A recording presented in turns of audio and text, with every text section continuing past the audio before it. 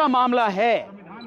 मेरी नज़र में ये बहुत ही सोची समझी घिनौनी राजनीति के तहत ये सारा मामला है और मुझे बहुत दुख के साथ कहना पड़ रहा है, लेकिन मैं कहूंगा जरूर कि अदालत भी इस सारे षड्यंत्र में शामिल है। जब देश में कानून है जो धार्मिक स्थलों से संबंधित।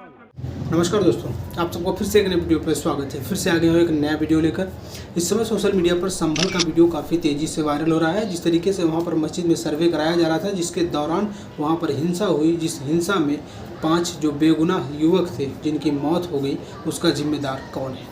आइए इस वीडियो में आप लोगों को दिखाने वाला हूं किस तरीके से सुप्रीम कोर्ट के वकील, जाने माने वकील भानु प्रताप सिंह और उनके साथ जितने भी एडवोकेट हैं सुप्रीम कोर्ट के, सब ने मीडिया के सामने क्या कहा है आप लोग को इस वीडियो में दिखाने वाला हूं। इस तरीके से एडवोकेट, सुप्रीम कोर्ट के एडवोकेट है भानु प्रताप सिंह, उन्होंने कहा कि ये सब एक षड्यंत्र के जरिए कराया गया है। जिस तरीके से बीजेपी चुनाव जीत के आई है, आज तक हमने ऐसा कोई चुनाव नहीं देखा है कि जिस तरीके से किसी को वोट डालने से रोका गया हो।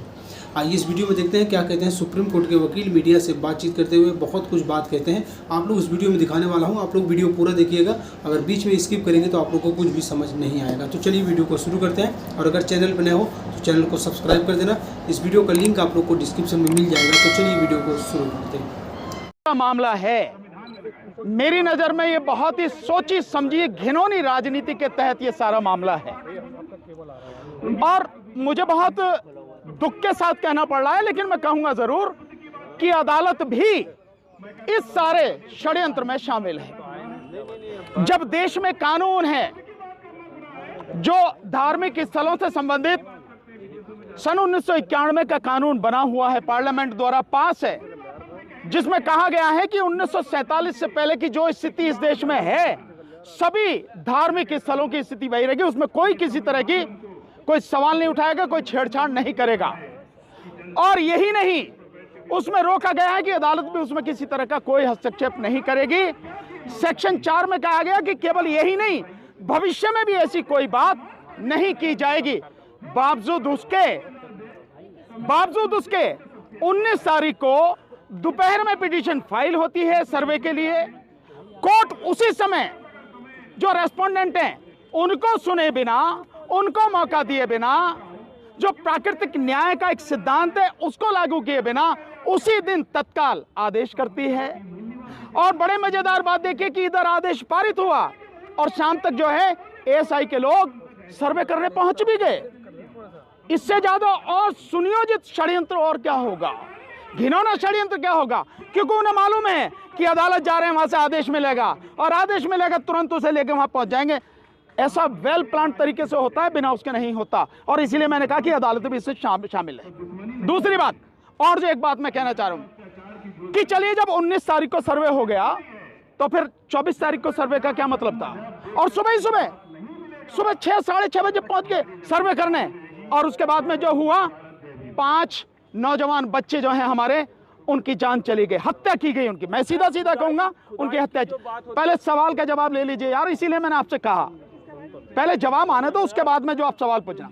उनकी हत्या हुई और आरोप अब ये लगाया जा रहा है कि पुलिस ने गोली नहीं चलाई, जबकि आप देख रहे हैं पुलिस कैसे गुंजू करके, वो है ना पुलिस वाला यूं करके पिस्टल चला रहा और एक यूं करके चला रहा, वो ये सारी स्थिति।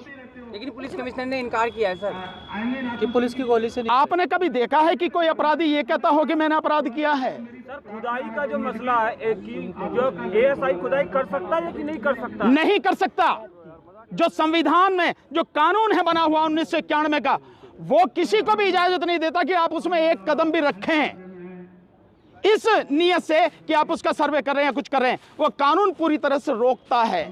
कानून कैसे सर्वे से पता कैसे लगेगा कि क्या पता लगाना है आपको? जब संविधान ने कह दिया, जब इस देश के कानून ने कह दिया कि 1947 से पहले की जो परिस्थिति है वो उसमें कहीं भी कोई भी उस पर कोई सवाल नहीं होगा, कोई छेड़छाड़ नहीं होगी, फिर क्या पता लगाना है आपको? कौन होते हैं आप पता लगाने वाले? एएसआई कौन होता है? तो क्या इसके पीछे कोई बड़ी साजिश नजर? मैंने बताया बाकायदा साजिश है और बड़ी घिनौनी साजिश है। और अगर ये साजिश नहीं होती तो पिटीशन पड़ा, विपक्षी को मौका दिए बिना आदेश हो गए और आदेश तुरंत लागू हो गया। यहाँ सालों साल आदेश पड़े रहते हैं, धूल चाटते रहते हैं, मिट्टी लग जाती है उन पे, अधिकारी कभी गौर ही नहीं करते। और यहाँ तो पहले से तैयार बैठने, सांझ को पहुंच गए वहां। और क्या चाहिए? षड्यंत्र कैसे होता, मिली भगत कैसे होती है, ये सब कुछ सामने है। और 24 तारीख को क्यों किया गया, इसका भी एक कारण है। 24 तारीख को इसलिए किया गया कि 23 तारीख को बेईमानी से जो बीजेपी जीत कर आई है चुनाव में, विशेषकर अगर उत्तर प्रदेश में कहूं तो 9 जो उपचुनाव में सीटें थी उन पर में 7 सीटों पर जिस तरह से जीत के आई है, ऐसी गुंडागर्दी आपने पहले कभी नहीं देखी होगी। मुस्लिम समाज के लोगों को रिवॉल्वर से डराया गया, रोका गया। कुंदरकी में जाटव समाज के लोगों को, यादव समाज के लोगों को, मुस्लिम समाज के लोगों को वोट डालने से रोका गया। ऐसी गुंडागर्दी आपने देखी कभी? इलेक्शन कमीशन क्या था, कहां था वो? कौन से बिल में घुसा हुआ था? कौन सी रिश्वत लेके चुप बैठा था? कौन सी वफादारी निभा रहा था? जब उसकी जिम्मेदारी है देश के संविधान को बचाने की, जब उसकी जिम्मेदारी है कि निष्पक्ष चुनाव हो, स्वतंत्र और पारदर्शी चुनाव हो, क्या कर रहा था वो? इसलिए